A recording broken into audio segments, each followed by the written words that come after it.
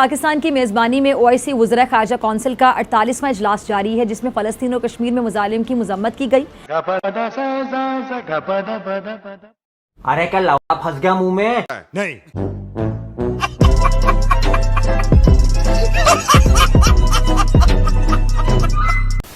जो इमरान खान साहब हैं, उन्होंने जो तकरीर की है OIC में, OIC is a fair institution, is a fair organization. मैं जानता हूं। एक तो बड़ा अहम सवाल ये कि उन्होंने कश्मीर के मौजू पर तो ठोक बजा के बात की, आप जानते हैं।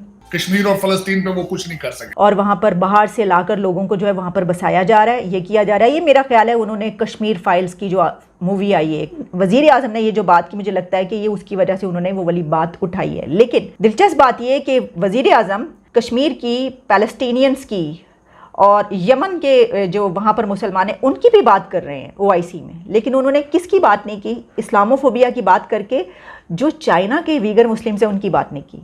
क्यों? उन्होंने कश्मीर पर भी बात की, उन्होंने पैलेस्टीन पर भी बात की, लेकिन उन्होंने वीगर मुस्लिम्स की बात नहीं की। तो उनको बुला के पाकिस्तान में ये शहनशाह अकबर ने गुर्बत का मजाक क्यों उड़ाया अपने पाकिस्तान का, जहां पे 2 वक्त के खाने के लिए लोग तड़प रहे हैं। बड़े ही अफसोस की बात है। तरफ आप सऊदी अरेबिया जो कि हेड ऑफ OIC है, उनकी तनकीद ही कर रहे हैं ना आपके, आप लोग जो हैं ये क्या कर रहे हैं? उनके ऊपर आप इनके पास पैसे लेने चले जाते हैं, भीख मांगने चले जाते हैं। आपने सबसे पहले घबराना नहीं है।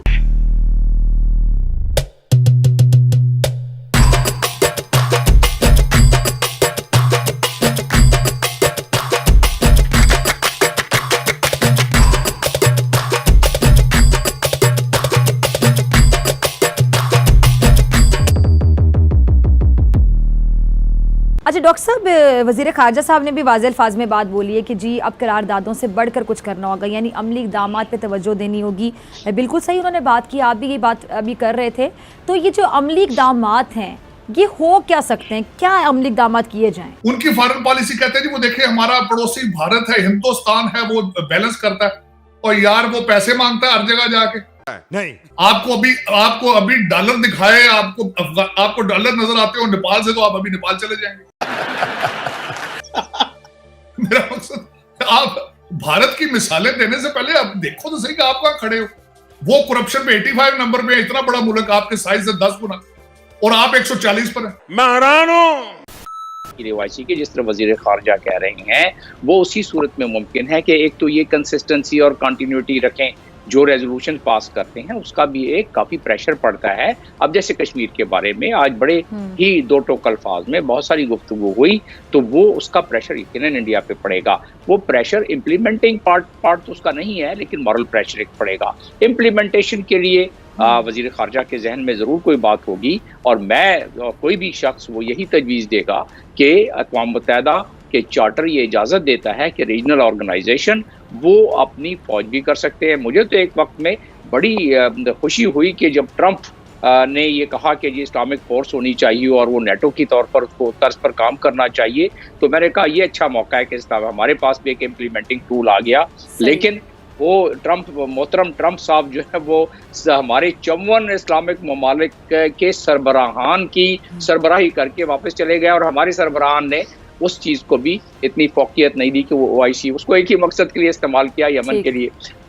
लेकिन ये है कि अगर ऐसा हो जाए जिस तरह वज़ीर ख़ारजा फरमा रहे हैं, तो यकीनन फिर हम इसको इम्प्लीमेंटेशन की तरफ उससे अगर ये 57 ममालिक एक साथ रेजोल्यूशन मूव करें तो जनरल असेंबली को ऑटोमेटिकली सिक्योरिटी काउंसिल को रेफर करना पड़ेगा, और चैप्टर 7 जब तक कि उसको वीटो ना हो जाए, चैप्टर 7 के जरिए आप प्रेशराइज कर सकते हैं। कुछ और नहीं तो सैंक्शन लगा दें 57 कंट्रीज की, हम तजारत नहीं करते। लेकिन उधर इमरान खान के खिलाफ जो है वो नो कॉन्फिडेंस मोशन आ गया है, अपोजिशन जमातें इमरान खान को फारिग करने को तैयार बैठी हैं, और आज वो जो 57 ममालिक के फॉरेन मिनिस्टर्स बैठे हुए थे उनको सामने बिठा के इमरान खान ने कहा है कि आप नाकाम हो चुके हैं, आप डिलीवर नहीं कर चुके, मगर अब आप पे मजाक उड़ाता है और आपको कुछ करना पड़ेगा।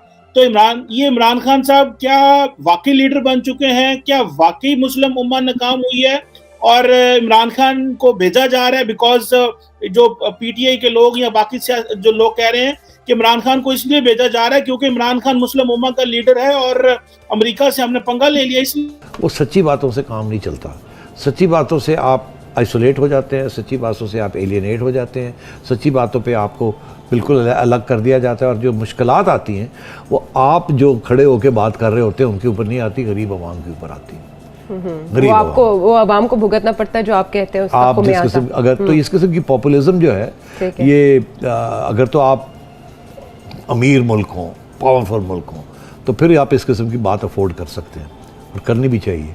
मगर आप जो हमारी सिचुएशन में हैं, एक तरफ आप सऊदी अरेबिया जो कि हेड ऑफ OIC है उनकी तनकीद ही कर रहे हैं ना आपके, आप लोग जो हैं ये क्या कर रहे हैं, उनके ऊपर आप इनके पास पैसे लेने चले जाते हैं, भीख मांगने चले जाते हैं, तो फिर ये दोनों चीज़ें साथ साथ चलती नहीं हैं। तो फैसला ये कर लें कि आपने असूलों के ऊपर खड़ा होना है, फुल सपोर्ट, आवाम आपके साथ है, तो फिर मेहरबानी करके आवाम के लिए कुछ रोटी पानी का भी इंतज़ाम कर लें।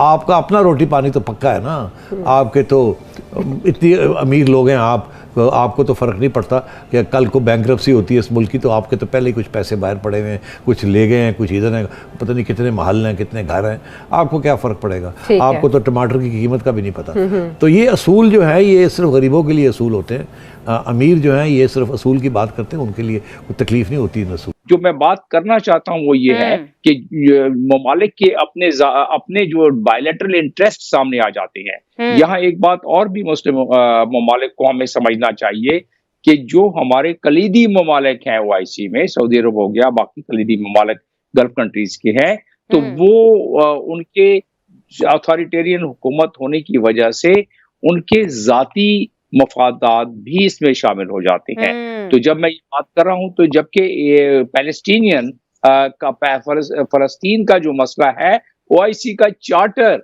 जब लिखा गया ये चार्टर, तो उसका आर्टिकल 1 उसका जो सब सेक्शन 8 है उसमें फलस्तीन को बड़े वाज़ेह अल्फाज में कि फलस्तीन की किस तरह मदद की जाएगी और उस काज को किस तरह आगे बढ़ाया जाएगा। लेकिन आप देख लें वो काज अब, और जमील साहब जो आप बात कर रहे हैं, इसी तरफ वजीर आजम ने भी अपनी तकरीर में इशारा किया है कि सबके अपने अपने जो जाती मफादात हैं उन की वजह से कोई इम्पैक्ट क्रिएट नहीं कर सका है OIC। अगर आप अपने लोगों का एतमाद खो चुके हैं तो आप किस मुंह के साथ OIC में खड़े होके पाकिस्तान को रिप्रेजेंट कर रहे हैं? मॉरल कोई उसकी वजह नहीं बनती। वेस्टर्न सिविलाइजेशन में मैंने देखा है कि जब वोट ऑफ कॉन्फिडेंस आप पर फाइल कर दिया जाता है तो सदूर अपने फॉरेन दौरे कैंसिल कर देते हैं, अहम डिसीजन लेने बंद कर देते हैं, क्योंकि वजह ये होती है उसकी कोई वक़्त नहीं। अब मेरा ये क्वेश्चन मार्क होगा कि 57 मुल्कों के वुज़रा खारजा वो कितनी तवज्जो दे रहे होंगे इनकी स्पीच को, जब पता हो कि ये घंटों के हिसाब से ये मेहमान है। उसका जवाब नहीं था। फिर आपने खुद इसमें फरमाया कि उन्होंने कहा कि